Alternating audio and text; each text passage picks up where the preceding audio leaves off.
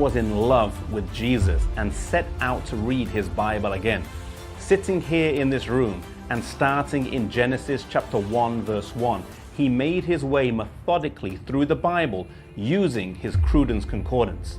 When he came across a word or a verse that he did not understand, he would cross-reference it until he came to a full understanding.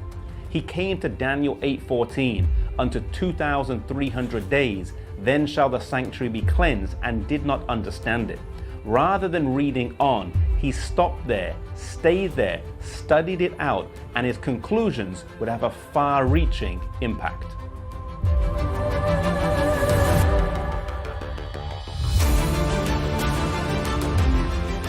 The motivating factor in William's life was not a pursuit of head knowledge, but it was his love of Jesus. It was a deep love and a force that kept him going. As he continued his study of Daniel 8, he came to the conclusion that Jesus would come in about 25 years. As he studied and restudied, he concluded in 1818 that Jesus would come around the year 1843.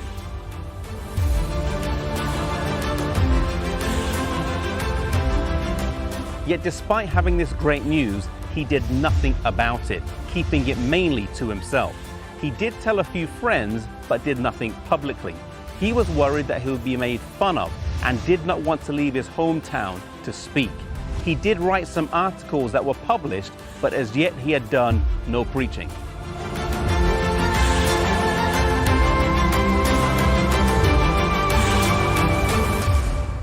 William struggled with the call to preach for 13 years. He heard in his mind over and over the words, "Go and tell the world."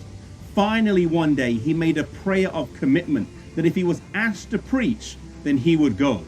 He felt this was a pretty safe fleece, for no one was going to ask a 50-year-old farmer to preach about the second coming.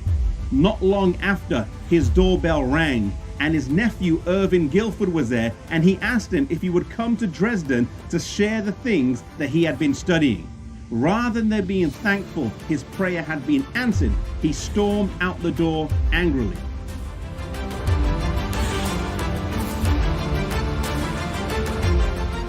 He walked out of his house and came to this maple grove here and paced up and down. His daughter Lucy followed him, and after watching a while, she went back inside and said, "Mommy, something's wrong with Daddy."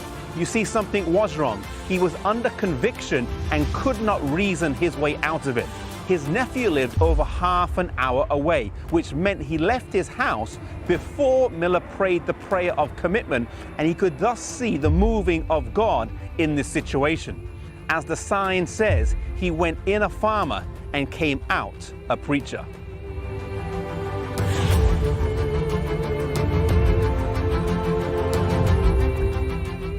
After accepting the call to preach, Miller traveled extensively over the next 10 years across the northeastern parts of the United States with his prophecy chart and Bible with him. Many were converted, and the revival wasn't linked to a particular denomination. Although Miller was a Baptist, one estimate has him winning over 40,000 to the Baptist church and over 40,000 to the Methodist church. It was not long before he would meet up with Joshua B. Hines, thus extending his influence from the spoken word to the written word.